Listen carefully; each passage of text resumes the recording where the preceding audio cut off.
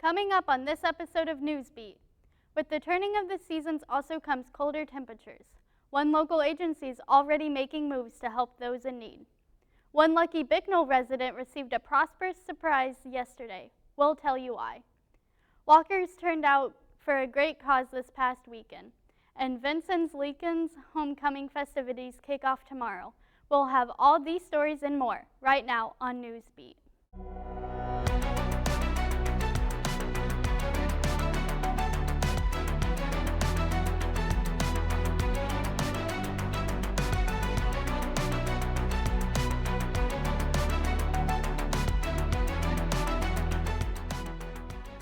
Thanks for tuning in to Newsbeat. I'm Mal Chandler. And I'm Dalton Ewer. Rising energy bills have stretched the budgets of area families. Residents of Knox and surrounding Indiana counties may be eligible for energy assistance through a local government agency. Vincent's University broadcasting student Parker Green explains how PACE can come to the rescue this winter. On October 3rd, applications for PACE's Energy Assistance Program will be available for the 2022-23 season. The program provides qualified households a one-time benefit toward their home's primary heat bill. Lisa Ritterskamp says the program provides assistance for Davies, Greene, Knox, and Sullivan County. The benefits of this are far-reaching, and we're so happy to be able to provide this to people in our 4 counties and help them stay afloat. Items required to receive benefits include a completed application, Social Security cards for all household members, photo ID for applicant, proof of income, and current full electric and heating bills. The amount of assistance is based on a point system instead of the amount due for utilities.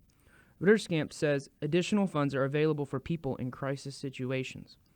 If people do find themselves in a disconnect situation, they can contact us for additional funds, even if they've already been approved, or even at the time of application, we can provide additional funds in addition to the regular benefit.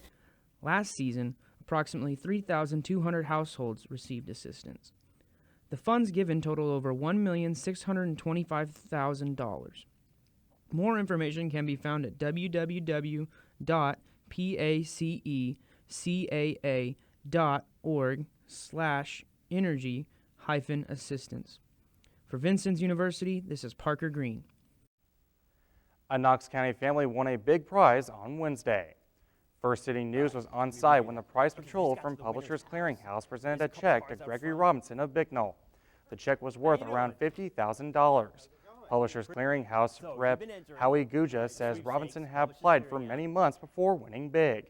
In addition to media, local business owners and Bicknell Mayor Thomas Estabrook were on site for Robinson's win. He says he plans on using some of this money to pay for his sister's house. Robinson hopes his win encourages people to remember to never give up hope when things seem down. You always have to look at things positively. It's well known right now, but I've been doing it for years. It's called manifesting, and you manifest positivity. You imagine that you are going to do something, that something is going to happen for you, and it does. Bicknell Floral and Design helped to make the big win a little brighter by putting together a special bouquet. Local participants walked for a great cause this past weekend. The annual Knox County Suicide Prevention Walk was held Saturday at the Vincent's University track. The goal of the annual event is to raise suicide awareness and encourage those struggling to seek help. Suicide loss survivor Janet Schnell says this event is making a positive impact on the local community. This is absolutely amazing to see the number of people who are coming out wearing the colors and to say it's okay to talk about suicide.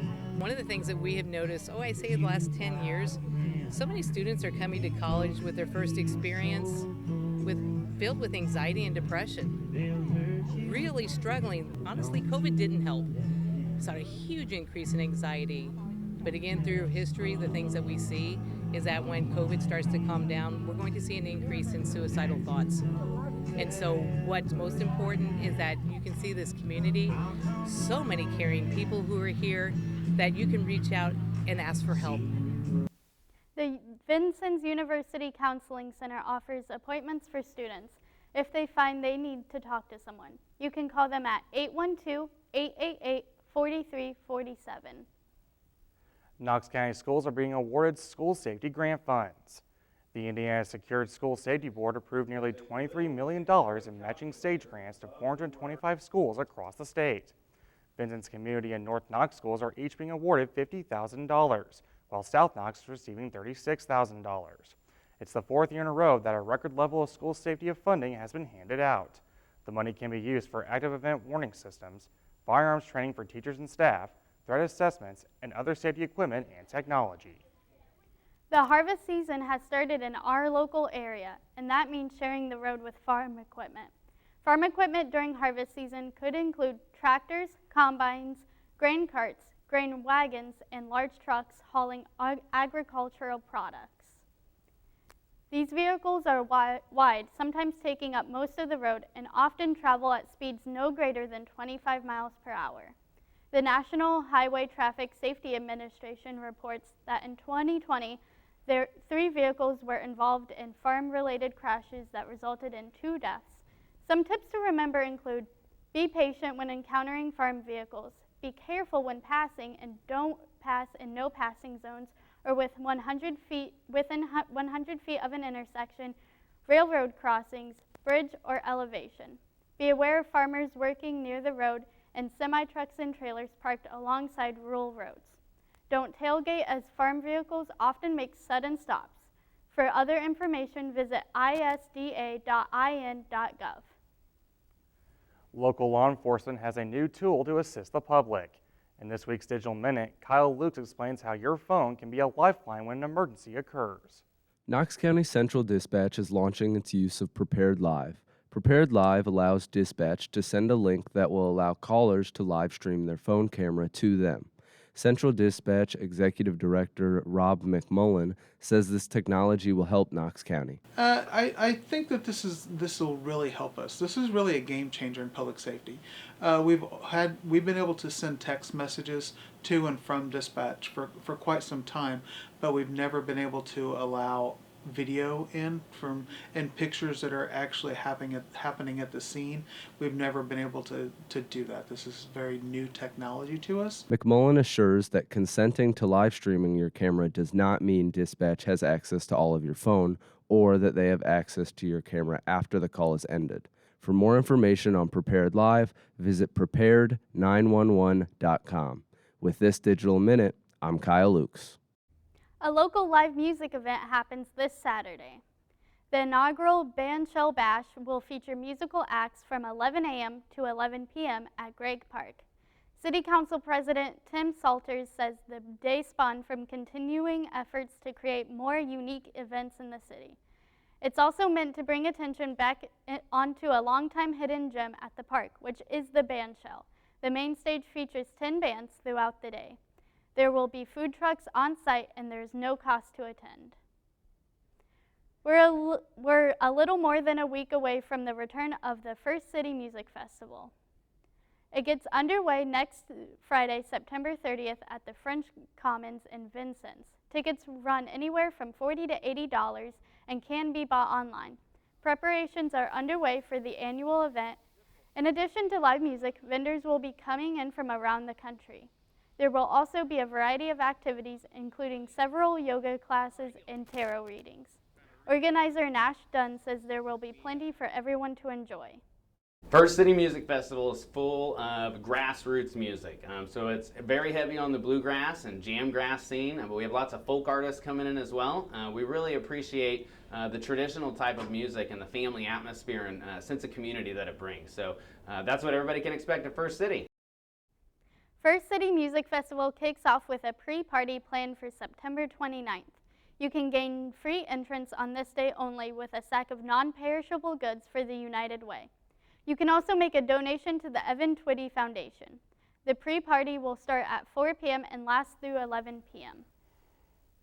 Festivities are also getting underway for what some say is the biggest homecoming celebration in our area and beyond. The Vincennes Lincoln Homecoming Celebration will kick off with a parade Friday afternoon. It will step off at 3:45 p.m. at 1st and Hart Streets before making its way through downtown. Later that evening, the 2022 Homecoming Queen will be crowned before the game kicks off at Inman Field. Numerous alumni will be gathering at the Riverfront Pavilion before and after the game. On Saturday, the McGrady-Brockman House will be open for its annual party on the 4th. Visitors can look at the high school yearbooks dating back all the way to 1909. There's also a display called Homecoming Through the Decades. Along with the Vincent's Homecoming events, there are plenty of activities being held this weekend. The 7th annual On Eden's Wings Foundation Craft and Vendor Fair will take place on Saturday. The foundation aims to assist local families and organizations with infant-related issues that have led to financial hardships. Starting at 9 a.m. at the Highland Woods Community Center, the event will offer several vendors on hand, as well as a silent auction. The event will wrap up at 3 p.m. A popular butterfly event is returning this weekend. The 5th annual Monarch Madness will be held at the Fox Ridge Nature Park in Knox County this Saturday from 11 a.m. until 2 p.m. Participants will be able to catch and tag migrating monarch butterflies. Nets will be provided at the site. Local organizations will also be on hand, and there will be giveaways and refreshments. For more information, you can call 812-882-8210. This Saturday is also a free fishing day statewide. According to the Indiana Department of Natural Resources, free fishing days allow Indiana residents without a license to fish in the state's public waters. Free fishing days can be an excellent opportunity to take your family fishing or introduce a friend to fishing. Several state sites are hosting events for the day, and you can find out more on the DNR's website. Classic cars took center stage at the 44th annual 20th Century Chevy Car Fest and Cruise. The event took place this past weekend in Washington at Eastside Park. Hundreds of classic cars lined the streets surrounding the park. The two-day event was a fundraiser for Brother Charities Incorporated. Money raised from the car show will go back into the communities through programs like the Christmas Project. This initiative helps families in Davis County around the holiday season. And that's all for this edition of Newsbeat. For everyone here at Vincennes University Broadcasting, I'm Mal Chandler. And I'm Dalton Ewer. A brand new sports buzz is coming right up. We'll see you again next week.